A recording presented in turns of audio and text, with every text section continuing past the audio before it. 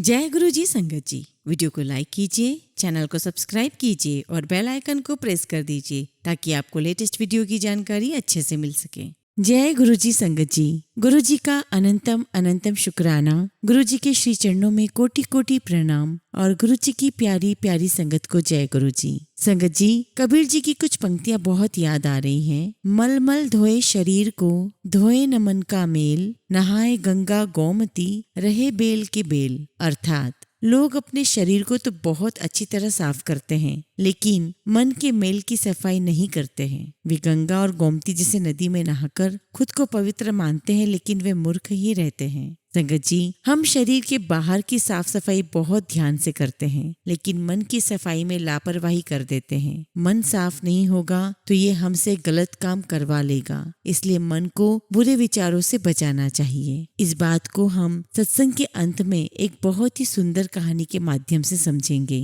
हम सत्संग शुरू करें उससे पहले आप सभी से निवेदन है कि आप सभी अपने सत्संग सुंदर लिखावट में हिंदी में ईमेल आईडी और व्हाट्सएप पर शेयर कर सकते हैं, और अगर आप चाहें तो ईमेल आईडी और व्हाट्सएप पर टाइप भी कर सकते हैं। तो चलिए संगत जी, सत्संग शुरू करते हैं। संगत जी, आज का सत्संग बहुत ही खास है, बहुत सुंदर है। गुरु जी की प्यारी और पुरानी संगत का सत्संग है। आज हम रश्मि आंटी का सत्संग सुनेंगे। गुरु जी की संगत को कोटि कोटि प्रणाम और गुरु जी की प्यारी प्यारी संगत को प्यार भरा नमस्कार। आइए हम सब मिलकर गुरु जी के श्री चरणों में प्रार्थना करते हैं कि हमें उनका प्रेम प्राप्त हो, उनका स्नेह प्राप्त हो और सबके मन में प्रेम का दीपक जले। तू मेरे साथ है तो फिर डरूं मैं भला किस लिए, रखूं गिला शिकवा किस लिए, सर पे मेरा तेरा हाथ है, तू मेरे साथ है, तू मेरे साथ है। संगत जी, हम सचमुच बहुत भाग्यशाली हैं कि हमें गुरु जी की शरण प्राप्त हुई है। संगत जी, गुरु जी ने हमारा कल्याण करने के लिए हमें किसी न किसी बहाने से अपने पास बुला लिया और हम भी उनकी कृपा से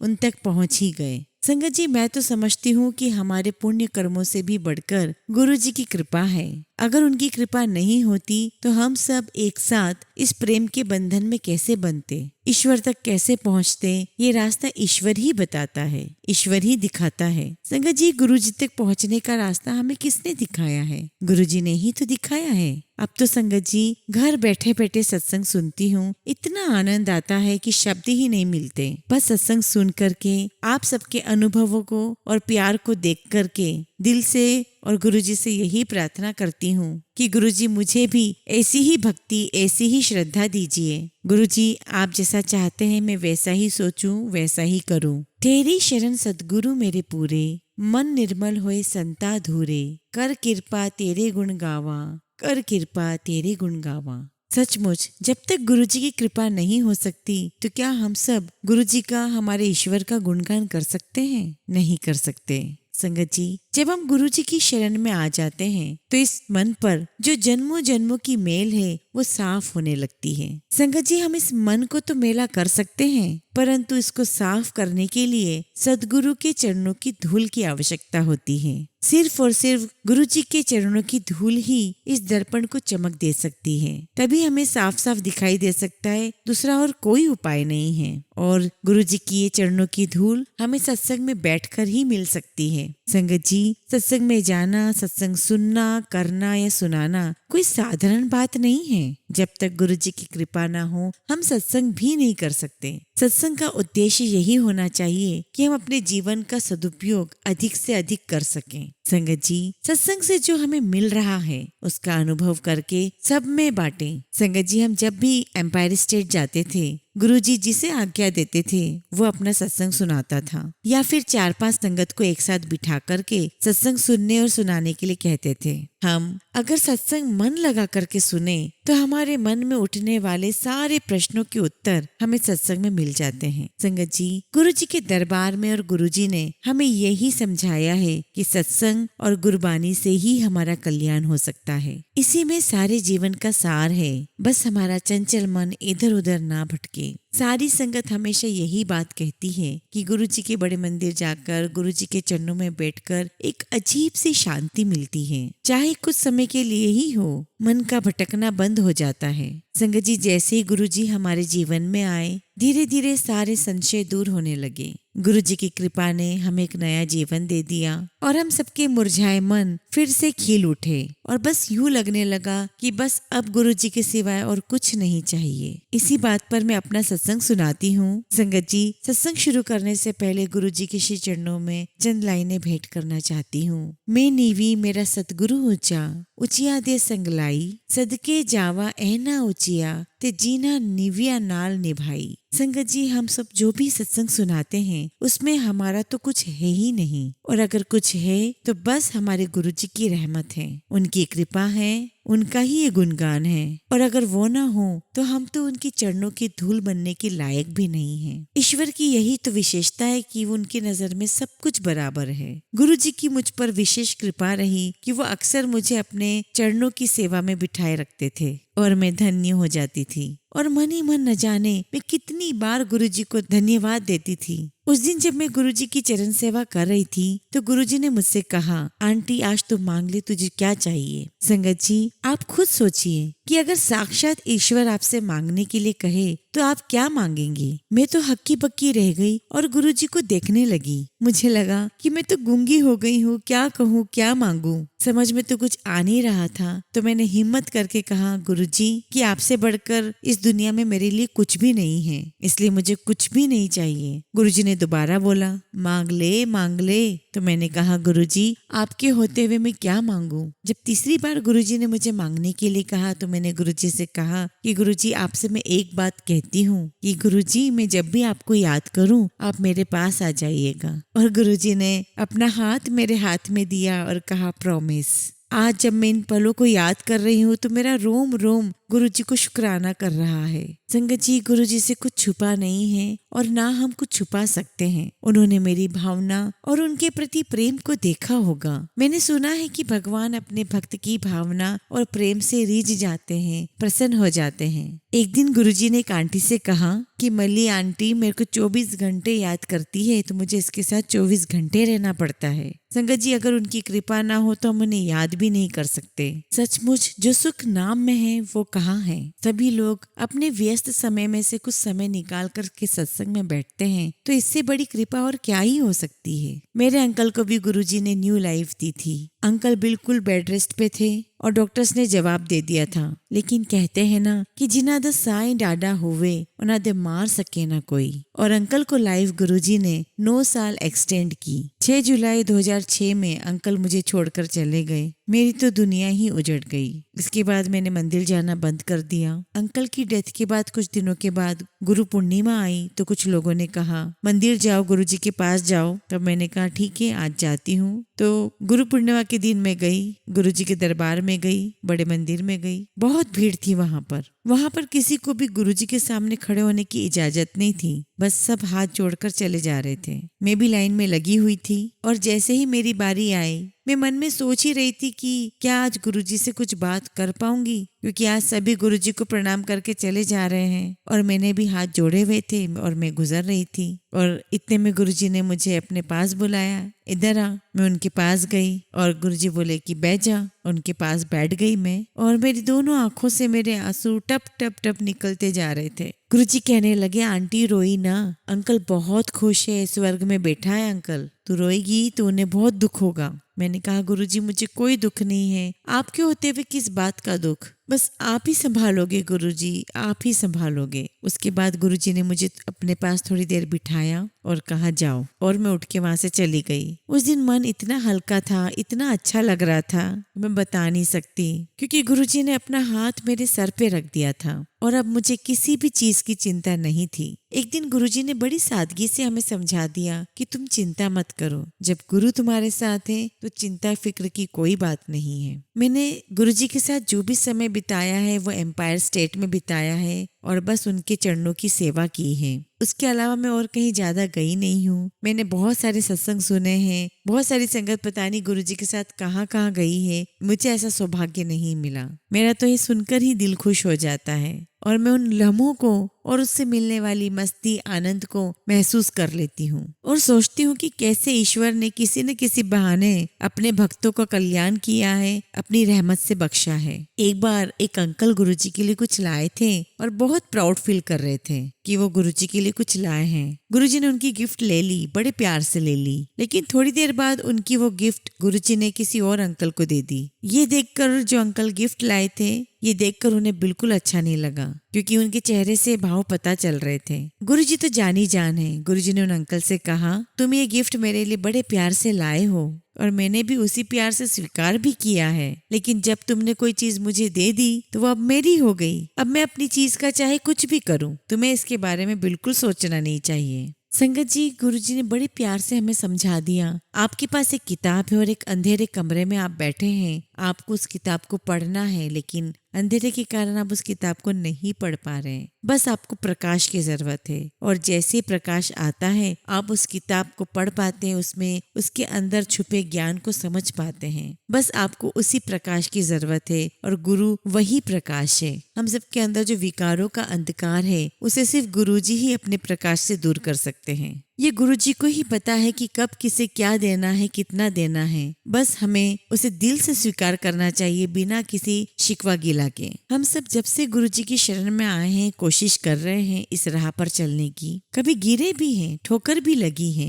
पर गुरुजी ने हमारा हाथ थामा है। इसलिए लाख मुश्किल होने के बावजूद भी हम चल रहे हैं और बहुत खुश हैं, क्योंकि हमें अपने रब पर पूरा भरोसा है कि उन्होंने हमारा हाथ थाम रखा है। उनका हाथ हमारे सर पर है तो किस बात की चिंता है। संगत जी, बस दिल की गहराइयों से गुरुजी को पुकारने की बात है, आप उन्हें अपने पास ही पाएंगे। संगत जी, यदि गुरुजी के होने से हमारे जीवन में प्रतिकूलता आ रही है तो हमें यही समझना चाहिए कि गुरुजी आपके जीवन को और सुंदर बनाना चाहते हैं। गुरुजी आपको और निखारना और संवारना चाहते हैं। इसके अतिरिक्त और कोई कारण नहीं है। यदि कोई परेशानी आए तो घबराए नहीं, बस गुरुजी को पुकारिए। बस ये सा समझ लीजिए कि गुरुजी ने आपको उन्हें पुकारने का अवसर दिया है। इस पुकार में भी आनंद है। आपकी पुकार वो जरूर सुनेंगे। आज तक कभी ऐसा नहीं हुआ है कि किसी की पुकार गुरुजी तक ना पहुंची हो। गुरुजी से मिलने के बाद ऐसी दीवानगी का आलम था कि गुरुजी के अलावा कुछ सूझता ही नहीं था।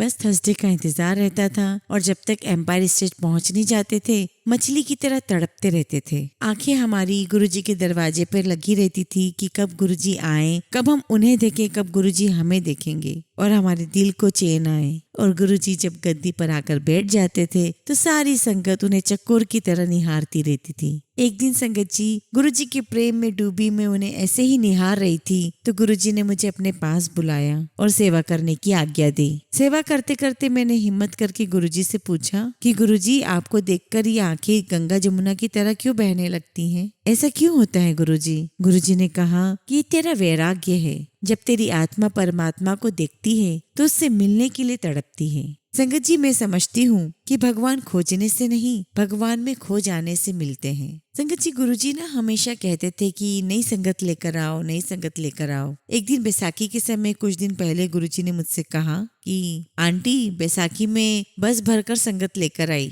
और हमें तो गुरुजी की आज्ञा का पालन तो करना ही था। ये बात शुरू की है जब मैं जाती थी, डॉक्टर बजाज जाते थे और मिस्टर जयरज जाते थे। हम तीनों एक साथ ही जाते थे। अब गुरुजी ने कहा था कि संगत बस भर के लानी है, तो मैं सोचूं कि किसे बोलूं मैं, क्या होगा, कैसे लोग आएंगे। तो मैंने सोचा कि जिसने कहा है कि बस भरकर लेकर आना, उसने तो इंतजाम करके रखा ही होगा, इसीलिए तो मुझे कहा है। तो संगत जी, हमने जिसे जिसे कहा कि आप हमारे साथ चलेंगे, हमारे गुरुजी से मिलेंगे, उनका आशीर्वाद लीजिएगा, बहुत अच्छा लगेगा, और किसी ने मना ही नहीं किया। और ऐसे देखते देखते बहुत सारे लोग इकट्ठे हो गए और पूरी बस भर गई हमारी। और मैं बस भर के संगत को लेकर के गुरुजी के मंदिर में गई और गुरुजी ने मुझे बोला कि ले आई बस भर के। मैंने कहा हाँ जी गुरुजी। संगत जी, गुरुजी ने मुझसे कई बार कहा था कि चल गाना सुना, कई बार बोला गुरुजी ने, लेकिन मुझे इस बात का अफसोस है कि मैंने गाना नहीं गाया। मुझे बहुत दुख है कि मैंने उनकी आज्ञा नहीं मानी। लेकिन मैं आज गुरुजी के श्री चरणों में सर झुका करके माफी मांगती हूँ कि गुरुजी, मेरी इस नादानी के लिए आप मुझे माफ कर देना।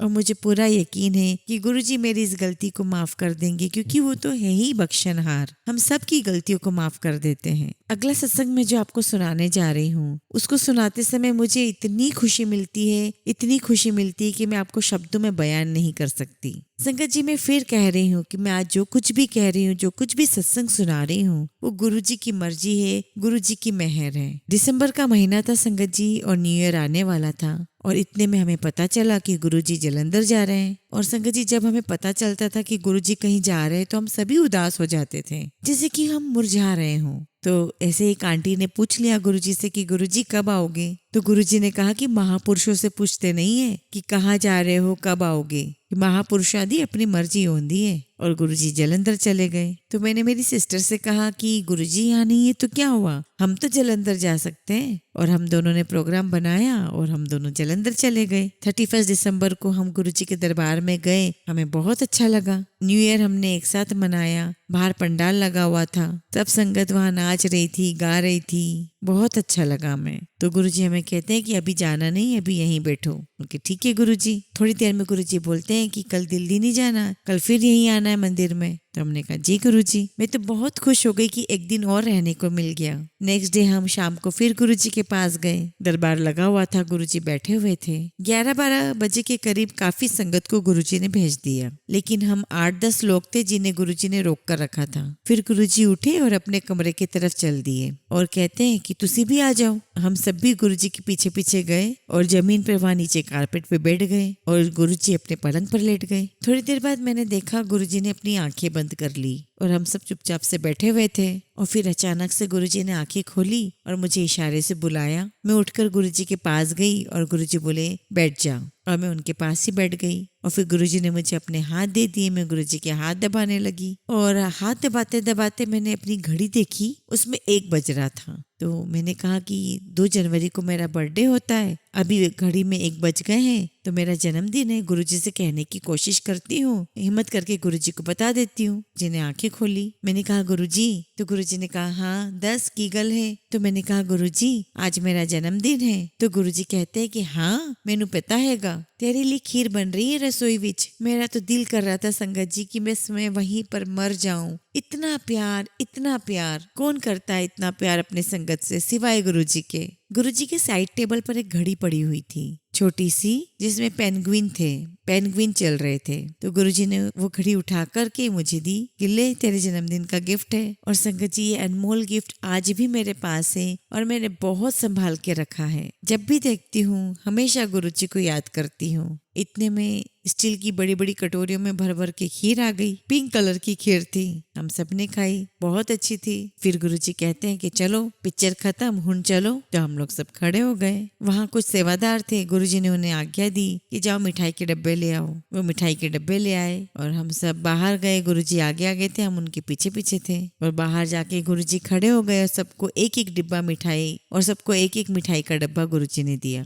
गुरुजी का प्यार और आशीर्वाद पाकर हम सब बहुत खुश थे, इतने खुश थे कि मैं बता ही नहीं सकती हूँ। और गुरुजी की ब्लेसिंग्स लेकर हम सब अपने अपने घर को लौटे। गुरुजी ने सेवा को बहुत महत्व दिया है। सेवा कहीं पर भी मिले, कैसी भी हो, हमेशा सेवा करनी चाहिए। किसी का दुख बांट सके, किसी का दुख दूर करने का मौका मिले तो जरूर करना चाहिए। संगत जी, अगर हम अपने आप को गुरुजी की संगत कहते हैं तो हमारे अंदर भी सेवा भाव आना चाहिए। गुरुजी हमेशा कहा करते थे कि अंदर आने से पहले अपनी जूतियों के साथ अपनी अक्ल बाहर रखकर आया करो। उनका तात्पर्य यह था कि जब मेरे पास आओ तो खाली हाथ आया करो, खाली होकर आया करो। उनका मतलब ये था कि जब तक हम लोग अपने विकारों को, अपने मन के विकारों को खाली करके नहीं जाएंगे तो वो अपनी ब्लेसिंग्स कहाँ डालेंगे। हम तो अपने ईगो और अहंकार से भरे होते हैं। गुरुजी हमेशा चाहते थे कि उनकी संगत इन सब विकारों से दूर रहे। गुरुजी ने कई सारी छोटी छोटी बातों से ही हमें अपने जीवन में बहुत अच्छी तरीके से और ढंग से चलना सिखा दिया।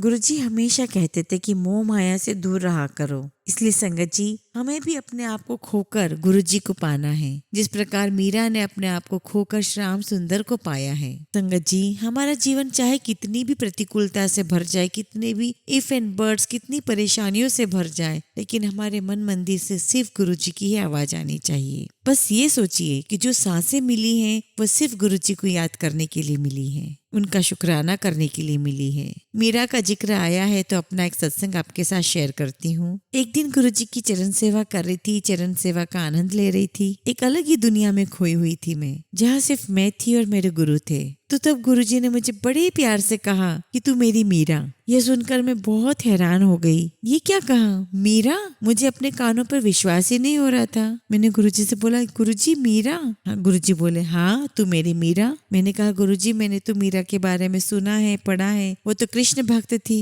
रोम रोम में उनके कृष्ण बसे थे और हर पल बस कृष्ण कृष्ण करती रहती थी। लेकिन गुरुजी अगर आपने मुझे मीरा कहा है तो मैं मीरा बनने की कोशिश करूंगी। आप मुझे अपना आशीर्वाद दें, तो अगर पूरी नहीं तो कुछ तो कोशिश करूं आप जैसा चाहते हैं वैसा बनने की। तो फिर गुरुजी ने मुझे आशीर्वाद दिया, बोला हाँ तू मेरी मीरा। मैं तो बहुत धन्य हो गई ये सब सुनकर। और संगत जी सच कहती हूँ कि उस शब्द को आज तक अपने जीवन में उतारने की कोशिश कर रही हूँ। आज भी मीरा बनने की कोशिश कर रही हूँ। बनी हूँ या नहीं बनी हूँ वो तो गुरुजी को ही पता है, वो अपने आप बना लेंगे, मुझे इतना विश्वास है। गुरुजी हमेशा कहते थे मेरे नाल कनेक्शन जोड़ो, और हम लोग मोबाइल बंद करके गुरुजी के दरबार में जाते थे। और कभी कभी जब किसी का मोबाइल बच जाता था तो गुरुजी बोलते थे, या तो मेरे नाल कनेक्शन जोड़ लो या तो दुनिया दे नाल कनेक्शन जोड़ दो। यदि गुरुजी के दरबार में हम बैठे हैं, उनकी श्री चरणों में बैठे हैं, और अगर आपका मन भटक रहा है तो उनकी कृपा के पात्र कैसे बनेंगे? गुरुजी हमेशा यही कहते थे कि जब मेरे पास बैठे हो तो अपनी सारी चिंता फिक्र छोड़ दो, मैं सब संभाल लूंगा। संगत जी अब मैं अपनी वाणी को विराम देती हूँ। यदि मुझसे कुछ भी भूल हो गई हो तो क्षमा करना, और सारी संगत को धन्यवाद देती हूँ कि जिन्होंने इस सत्संग को सुना। जय गुरुजी, शुक्राना गुरुजी। संगत जी हमेशा की तरह सत्संग का अंत हम एक बहुत ही सुंदर कहानी से करते हैं। कहानी इस प्रकार है कि एक साधु से किसी व्यक्ति ने कहा कि विचारों का प्रवाह उसे बहुत परेशान कर रहा है। उस साधु ने उसे निदान और चिकित्सा के लिए अपने एक मित्र साधु के पास भेजा और उससे कहा, जाओ जाओ और उसकी समग्र जीवन चर्चा ध्यान से देखो, उससे ही तुम्हें मार्ग मिलने को है। वह व्यक्ति गया। जिस साधु के पास उसे भेजा गया था वह सराय में रखवाला था। उसने वहां जाकर कुछ दिन तक उसकी दिनचर्या देखी, लेकिन उसे उसमें कुछ खास सीखने वाली बात दिखाई नहीं दी। वह साधु अत्यंत सामान्य और साधारण व्यक्ति था। उसमें कोई ज्ञान के लक्षण भी दिखाई नहीं पड़ते थे। हाँ, बहुत सरल था और शिशुओं जैसा निर्दोष मालूम होता था, लेकिन उसकी दिनचर्या में तो कुछ भी नहीं था। उस व्यक्ति ने साधु की पूरी दैनिक दिनचर्या देखी थी। केवल रात्रि में सोने के पहले और सुबह जागने के बाद वह क्या करता था वही भर उसे ज्ञात नहीं हुआ था। उसने उससे ही पूछ लिया तो साधु ने कहा, कुछ भी नहीं। रात्रि को मैं सारे बर्तन मांजता हूँ और चूंकि रात्रि भर में उनमें थोड़ी बहुत धूल जम जाती है, इसलिए सुबह उन्हें फिर धोता हूँ। बर्तन गंदे और धूल भरे न हो, ये ध्यान रखना आवश्यक है। मैं इस सराय का रखवाला जो हूँ। वह व्यक्ति साधु के पास से अत्यंत निराश हो अपने गुरु के पास लौटा। उसने साधु की दैनिक दिनचर्या और उससे हुई बातचीत को गुरु को बताया। उसके गुरु ने कहा, जो जानने योग्य था वो तुम सुन और देख आए हो, लेकिन समझ नहीं सके। रात्रि तुम भी अपने मन को मांजो और सुबह उसे पुनः धो डालो। धीरे धीरे चित्त निर्मल हो जाएगा। सराय के रखवाले को इस सब का ध्यान रखना बहुत आवश्यक है। चित्त की नित्य सफाई अत्यंत आवश्यक है। उसके स्वच्छ होने पर ही समग्र जीवन की स्वच्छता और अस्वच्छता निर्भर है। इसलिए संगत जी, गुरु जी भी हमेशा कहते हैं, अपने मन के विकारों को दूर करो। और संगत जी, जब तक हम अपने मन की सफाई नहीं करेंगे, मन के विकारों को दूर नहीं करेंगे, तो गुरु जी की ब्लेसिंग्स कैसे प्राप्त करेंगे? इसलिए हम सभी को अपने मन को, अपने चित्त को साफ करना चाहिए। जय गुरु जी, शुक्राना गुरु जी।